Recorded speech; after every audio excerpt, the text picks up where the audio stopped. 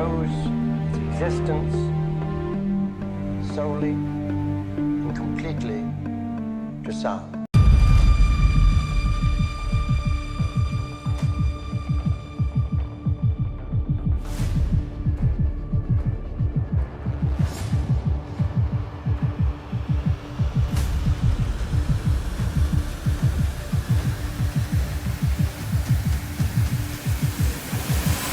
Bonjour à tous et bienvenue pour ce dernier épisode du mois de juin. Ouais. Tito, ça fait plaisir de te voir. Ah bah oui. Alors, cet après-midi, tu nous as amené donc sur un site un peu particulier ici. Oui. On va essayer de faire découvrir, qui est toujours dans la région. On est juste un petit peu plus haut. On est sur le village de Gréolières. Ouais, tout à fait. Et donc, on est un petit peu même au-dessus donc, de Gréolières. Oui, légèrement au-dessus, oui. Alors, c'est un lieu qui est nommé le Castellaras de Gréolières. Donc, alors, il y a un côté ruine et un côté qu'on vous montrera après où il y a encore une chapelle qui est quand même encore en bonne conservation, qui a été rénovée à peu près au XVIe siècle. Au niveau de la datation, est-ce qu'on a une date? Alors, ça a été construit en 1230. Donc, je vous laisse imaginer quand même que il y a des siècles derrière tout ça. Ouais. Il y a une histoire. Enfin, tout ce qui est assimilé au XIIIe siècle. Voilà, ouais. On a tout donc condensé ici, dans le sens où c'est une construction qui date de cette époque. C'est une ruine qui est encore, j'ai envie de dire, quand même en très bon état. Oui. Contrairement à ce qu'on pourrait trouver ailleurs, qui date de la même période. Oui, ça a été bien conservé. Ouais. Puisqu'en fait, les thèmes abordés ici sur cette chaîne, c'est lié donc à l'ufologie et tout ce qui touche aux ovnis. Quel est le trait particulier de cet endroit et quel est donc le lien éventuel, aussi éloigné qu'il peut être, en rapport avec l'ufologie? Dans les années 70, il y a une personne qui a photographié une boule lumineuse au-dessus de ce château. Ouais. Une boule lumineuse qui est restée en stationnaire apparemment de ce qu'il disait, en stationnaire au-dessus de la chapelle derrière, et qui a disparu d'un coup. Il a eu le temps de prendre une photographie. Mais à partir d'ici? Alors, il était un petit peu plus bas, lui. En bas, lui, il était en contrebas. Et il est tombé sur cette... il a estimé ça à peu près à 2-3 mètres de diamètre. 2-3 mètres de diamètre? Ouais, quand même, ouais. C'était assez gros. On n'est pas dans le paranormal, on va dire, lié donc à tout ce qui est fantomatique. Là, on reste sur un objet luminescent. Exactement. De grande taille quand même. Ouais, de grande taille, ouais. Est-ce que tu sais si la photo, on est accompagné, hein. Ouais. Voilà, je crois que l'oiseau, il a envie aussi de... on a les spectateurs. Voilà. Cette photo, est-ce qu'on pourrait l'assimiler et l'approprier à quelque chose qui soit ovoïdal? Alors, j'ai envie de dire que c'est, d'après lui, ça avait la forme d'un œuf, mais un œuf, pas un œuf dans le sens posé, voilà, un œuf à l'horizontale. Voilà, à l'horizontale. Donc, on peut penser à quelque chose d'ovoïdal, ouais. Tout à fait. Ça, c'est une information très précieuse, parce que lors des observations des drones de New Jersey, il a été également observé donc, des sphères lumineuses, mais aussi des objets qui ressemblent à des œufs. Oui, tout à fait. Luminescents, donc lumineux, et de la forme justement que tu dis à l'horizontale. Ouais, voilà. C'est vrai que c'est super intéressant, parce que du coup, on peut très bien supposer que ces objets sont ici depuis très longtemps. Ouais. Ils traversent les siècles. Est-ce qu'ils sont là sous observation, sous surveillance de ce qu'on peut faire? Est-ce qu'ils sont là aussi pour surveiller notre avancement technologique? Et quel est notre chemin, humainement parlant? On peut se poser plein de questions. Encore une fois, j'ai envie de dire, qui dit lieu énergétique, parce que ça reste quand même un lieu énergétique. Complètement. Ça, on le sait. Ouais. Dit observation d'ovnis. Donc, est-ce que, c'est vrai qu'on l'a évoqué déjà plusieurs fois, est-ce que les ovnis ne stagnent pas parfois, par moment, au-dessus de ces lieux pour se recharger aussi? Voilà. Parce que ce sont des lieux très chargés. Très chargés énergétiquement. Voilà. Et c'est vrai qu'ils se servent aussi de ces endroits-là comme conducteurs. Ces sites avec des monolithes, parce qu'il y en a juste un petit peu en contrebas, il y en a un petit peu partout dans la région, mais la roche par elle-même, et on sait maintenant que la roche peut amener ces objets à se rapprocher de ces lieux. À la montagne de Bugarache, observation d'ovnis, il faut quand même savoir que le pic de Bugarache est très chargé énergétiquement. D'ailleurs, on en a eu la preuve, puisqu'en étant allé en 2023, on a fait donc cette expédition là-bas en 2023, enfin cette exploration là-bas, et on s'est aperçu, et ça, je pense que c'est une des premières fois que le pic a été filmé comme ça. Ouais. C'est d'ailleurs toi qui l'as filmé. Oh, oui. Et en fait, je filme à travers ton téléphone, justement parce que c'était exceptionnel. Et heureusement que j'ai eu cette, parce que toi, tu filmais pas, tu l'avais en cadre devant toi, et on a vu le pic du Bugarach dans sa totalité en train de pulser. Regarde, qu'est-ce que c'est ça? Donc là, il y a un effet incroyable à travers l'appareil photo. Oui. Il y a un effet énergétique, on dirait, on est face au Bugarach. T'as vu comme ça pulse? Ah oui, carrément, il se passe quelque chose de bizarre. T'as vu, Fabien, ça? Depuis qu'on est là. Tu vois, c'est noir de chaque côté là. On dirait que la montagne donne des énergies. Ouais, mais c'est ça, de toute façon, c'est ça. Hein. C'est très bien que c'est. Et là, regarde, ça s'est arrêté. Oui. Donc ça a été pendant un moment. Ça s'est jamais reproduit finalement Ça s'est jamais reproduit, et même j'ai envie de dire qu'on était revenu le lendemain, au même endroit, on a refait les prises de vue. Il n'y avait rien. Ça s'est jamais reproduit. Ouais. Dans les mêmes conditions, tout pareil. Ouais, c'est vrai. Donc oui, c'était vraiment ce soir-là, c'était vraiment pour nous, il fallait qu'on le voit. Ah oui, il fallait. Ouais. Et puis on a eu la chance de le filmer. C'est vrai que c'était une première. Franchement, c'est une des premières fois qu'on a l'occasion de filmer le pic du Bugarach en train de pulser. Ah oui. Oui, c'est une première. C'est une première. Donc en fait, ça veut dire quoi? Ça veut dire qu'il y a bien une énergie dans cette montagne inversée, qui est le pic du Bugarach, qui par moment envoie de l'énergie certainement électromagnétique à partir justement de la roche. Quelque chose d'extrêmement bizarre ici. Oui, que j'ai enregistré à plusieurs endroits d'ailleurs, dans le salon de la maison, et ici, où l'on entend exactement comme si l'on était dans une imprimerie avec des rotatives. Un bruit mécanique, oui. Un bruit mécanique, oui, un bruit de moteur, carrément.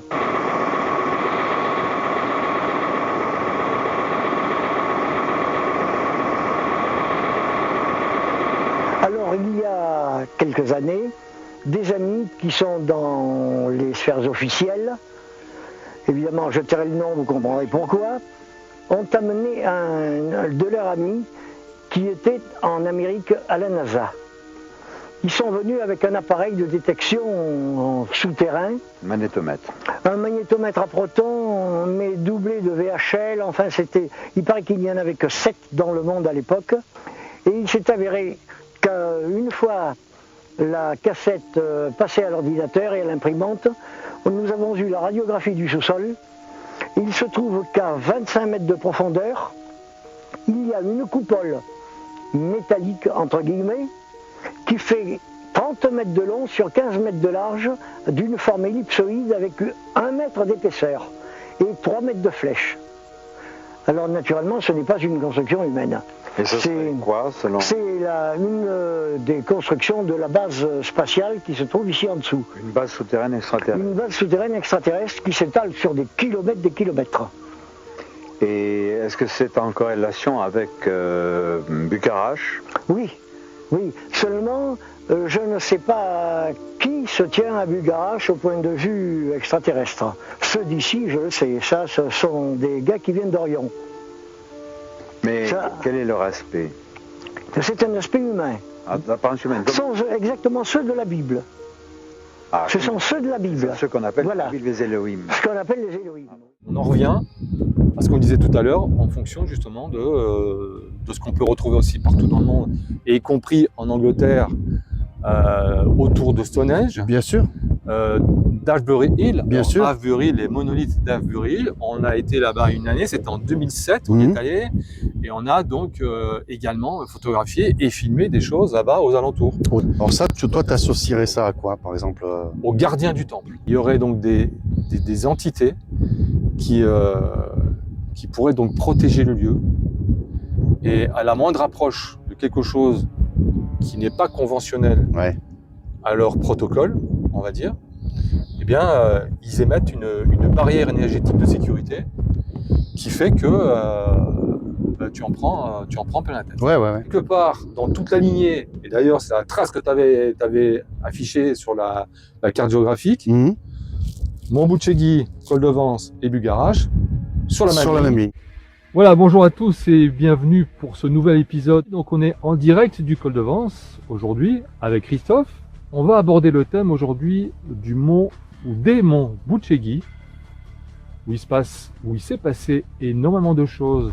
À partir de 2002, un satellite espion a pu repérer des cavités qui n'étaient pas normales et surtout qui n'étaient pas naturelles. Alors, cette affaire a démarré en 2002 et s'est arrêtée brutalement entre 2003 et 2004. Chaîne des Carpates, qui se situe environ à 130 km de Bucarest, avec cette coupole hémisphérique et cette barrière énergétique où il se trouverait une bibliothèque de l'univers qui pourrait expliquer l'histoire de notre planète et donc de l'humanité.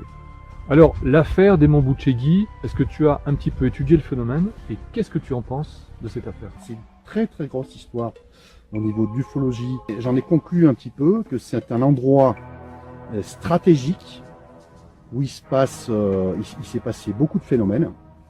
Et donc c'est une grosse histoire parce que ça a justement impliqué en 2002, de 2002 à 2004, l'armée américaine, les états-majors, le gouvernement roumain et en même temps le gouvernement italien aussi, parce que ça a été dirigé un petit peu par une personne, un Italien qui est dans la franc-maçonnerie. On peut par contre nommer César Brad, qui est donc un des chefs du renseignement secret roumain. Donc il connaît a priori bien le secteur, il connaît même très bien, puisque apparemment il a pu y rentrer et peut-être même désactiver ce fameux bouclier énergétique. Alors, est-ce que tu en sais un petit peu plus sur l'histoire? Voilà, alors, bon, c'est vrai que ça fait un petit peu science-fiction, mais enfin bon, oui. Nous maintenant, de toute façon, on baigne dedans, on sait que ça existe, ça nous étonne même plus.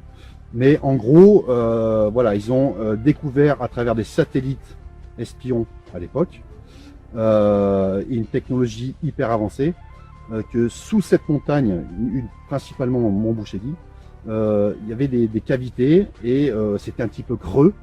Et ils ont découvert un petit peu des structures.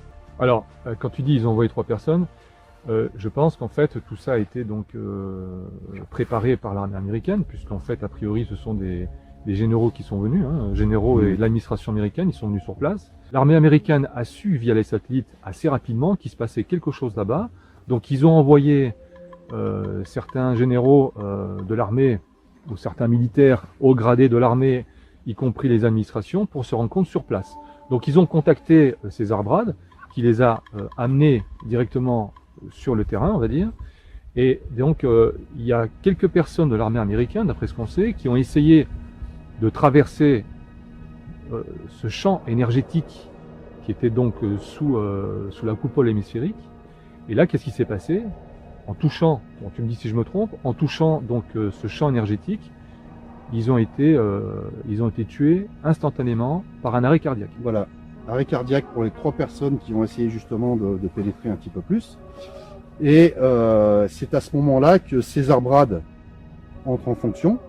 Parce qu'il faut bien savoir que c'est une personne quand même, chef des renseignements. Les services de renseignement roumains avaient, avant 2002 déjà, entrepris une exploration dans ces monts Bucegui et découvert ce qui se passait. Alors, ça a été tenu au secret pendant longtemps, et c'est la raison pour laquelle César Brad a une relation tout à fait particulière avec cet endroit. À savoir que ils en viennent même à dire, je veux dire, c'est pas moi qui le dis, ils en viennent même à dire que finalement l'humanité, dans les livres, on va pas aller trop loin non plus dans le sujet, mais tout est tronqué en fait, tout est tronqué. En fait, on nous ment depuis des décennies, des siècles.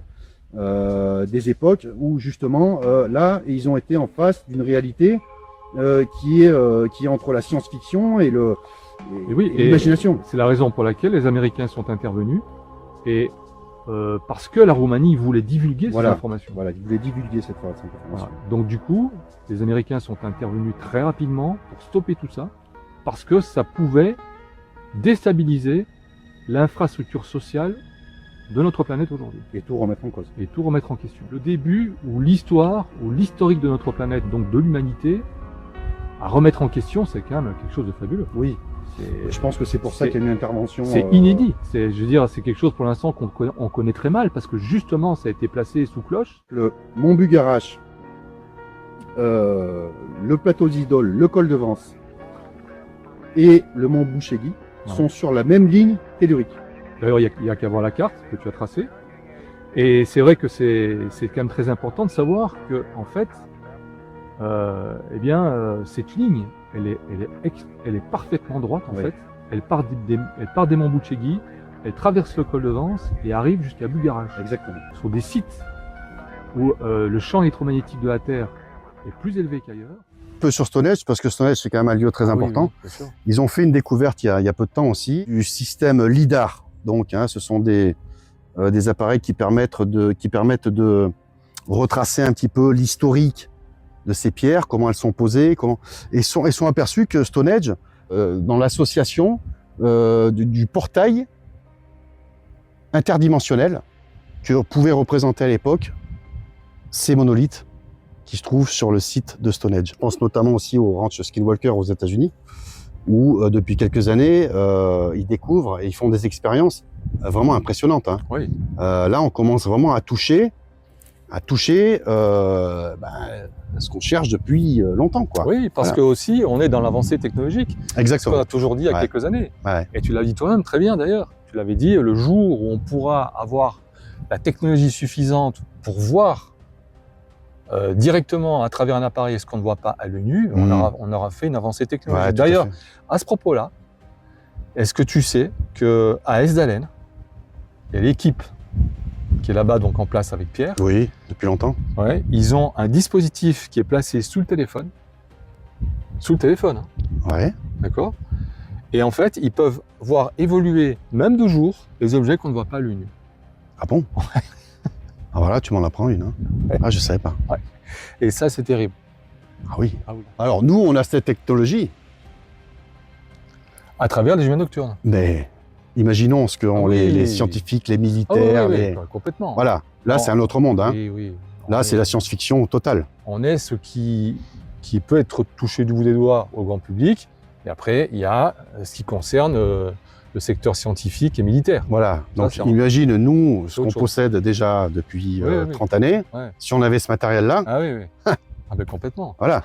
complètement. Eh oui. Et on- C'est vrai que nos jumelles nocturnes, on va dire, bon, c'est d'une qualité de base. Grand public, ouais. Voilà.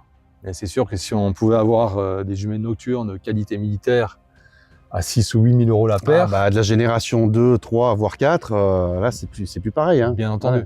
hein, Eh on touche à autre chose. Alors, bonne nouvelle pour tous les amateurs, 5 juillet, le film Valençol au ciné. Ouais. Ah, là, je me demande si pour une fois, je vais pas aller au ciné. Ouais. Ah oui, là, je pense que ça vaut le coup. Oui, oui, ouais, tout, complètement. Ouais. Parce que d'habitude, j'y vais jamais. Ouais. Mais là, pour le coup, je vais peut-être y aller. Pour ce genre de production, oui. Ouais. Tout à fait. Et d'ailleurs, ça serait pas mal que le producteur qui a fait ce film essaye de faire un film sur le col. Exactement. Il faudrait qu'il nous contacte. On va s'y atteler. On va s'y atteler. Parce qu'on sait jamais, oui. Voilà. Si son film marche bien, qu'il cherche une nouvelle histoire en France, qui soit en corrélation c'est avec celle de Maurice Mas, Nouvelle histoire, on est quand même dans les archives. Hein. on est dans les archives. Donc, je pense qu'on Ah oui, serait oui. susceptible quand même, nous aussi, de faire une belle production. Complètement. Ouais. Bon, sur ce, on va vous laisser, on va y aller. Donc, rendez-vous ce soir sur le terrain. Exactement. On verra un petit peu où on se met. Pour l'instant, on n'a rien décidé. On va un petit peu décider tout ça autour. Ouais, des fois, les impros, c'est... Voilà, autour d'une bonne bière. Bah oui, souvent, de toute façon, on est Ouais. dans l'improvisation. Alors, sachez que maintenant, il existe, nous avons un site web. Donc, je vous le conseille parce qu'il y a beaucoup de pages sur un petit peu tout ce qu'on développe, avec également les anciennes civilisations, les thèses exploratoires, mais aussi les podcasts. Aujourd'hui, je fais aussi des podcasts. Ouais, c'est très très bien fait, ouais. Donc Très, très bien. les podcasts, c'est ça, tout simplement, ce sont des enregistrements audio, un petit peu quand on n'a pas le temps de lire un bouquin finalement, et Ouais. on se le met dans les oreilles et puis je vous raconte un petit peu tout ce qui se passe à travers le monde. Ouais. Donc n'hésitez pas, c'est sur Spotify, mais vous avez tous les liens dans la vidéo et sur les vidéos et les pages et les posts que je mets donc sur la page Facebook et aussi sur la chaîne YouTube. N'hésitez pas à aller voir tout ça, vous allez voir, c'est super intéressant. Très très bien fait, ouais. Et puis, je vous dis à la prochaine. Et on se voit, non, pas à la prochaine, on se voit tout à l'heure, en espérant, sur le site et même en exploration nocturne au col de Vence. Exactement. Allez, c'est parti. À très vite, les amis. À tout à l'heure sur le terrain. Voilà. Bon, mon Titoff. Ouais. Ça y est, on est en veillée nocturne. Oui, ça y est. Alors du coup, on vient de voir un truc là. Ouais, tout à fait, ouais. Bon, on n'a pas eu le temps de le filmer. Pourquoi? Parce que, en fait, on vient juste d'arriver. Oui, et puis c'est sorti très rapidement. On hein. vient juste d'arriver, c'est sorti rapidement. Du coup, on n'a pas eu le temps de mettre en place la jumée nocturne qui est ici. Non, là, il aurait fallu être en place tout de suite, mais Voilà. bon. Donc là, regardez, je suis en train de filmer à travers la jumée nocturne.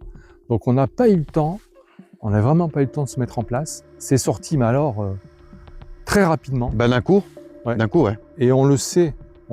Pourquoi? Parce que on a l'habitude maintenant Mhm.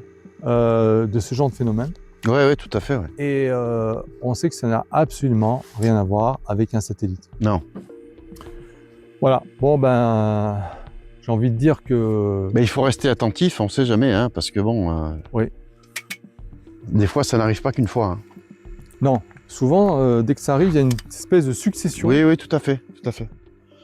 Et donc là, je pense qu'on est bien placé. Il y a une nuit superbe, Ouais. pas de lune. Ouais. On est dans le noir complet, il n'y a Ouais. pas de nuages. Ouais. C'est une très belle nuit. Ouais. Voilà. Donc on va se mettre ici donc en poste. On verra un peu ce qu'il en est dans les minutes à suivre. Mais c'est vrai que pour le coup, ça démarre pas mal. Oui, c'était assez impressionnant à voir. Hein. C'est vrai que Ouais. ça a disparu comme c'est apparu, mais c'était quelque chose de très lumineux. Ça a quand même duré quelques secondes, Oui. j'ai envie de dire. Oui. C'est une lumière qui est pas trop intense, mais qui est là, qui s'allume et puis qui s'éteint. Ouais, tout à fait. Ouais. Mais qui s'éteint, pas genre style je m'éteins parce que je suis éclairé par le soleil ou quoi que ce soit. Non. On voit que ça vient de l'intérieur. Ouais, tout à fait. Et c'est ça en fait qui fait toute la différence. Ouais. C'est vrai. Voilà. Donc, Non, c'était pas mal. Hein. Pas mal du tout. bon, allez, on y est, on est là, on est en place maintenant. On En attend. sachant que ça fait longtemps qu'on n'a pas fait une veillée aussi ici. Oui, c'est vrai.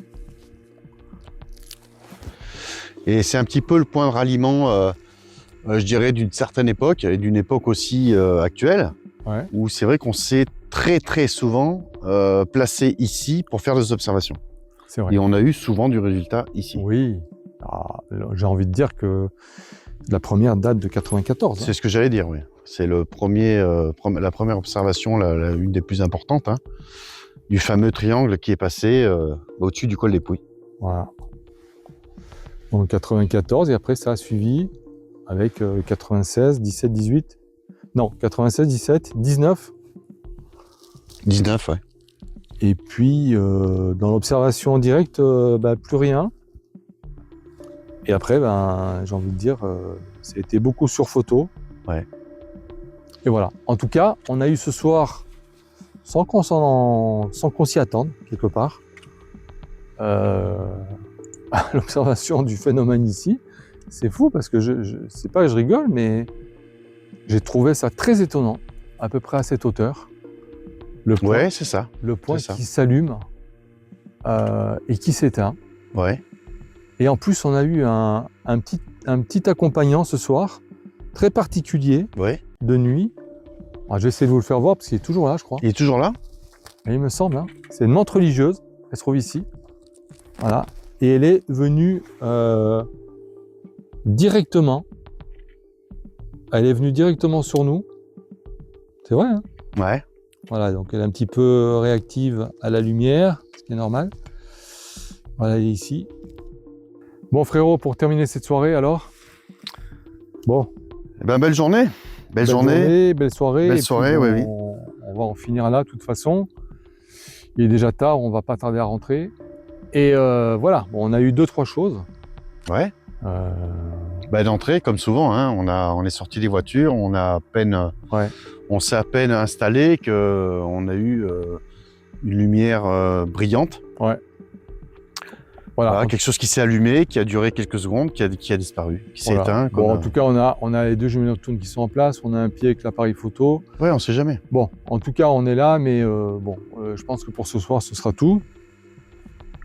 Et puis, on vous dit à la prochaine pour un prochain épisode de Col de Vence Activity.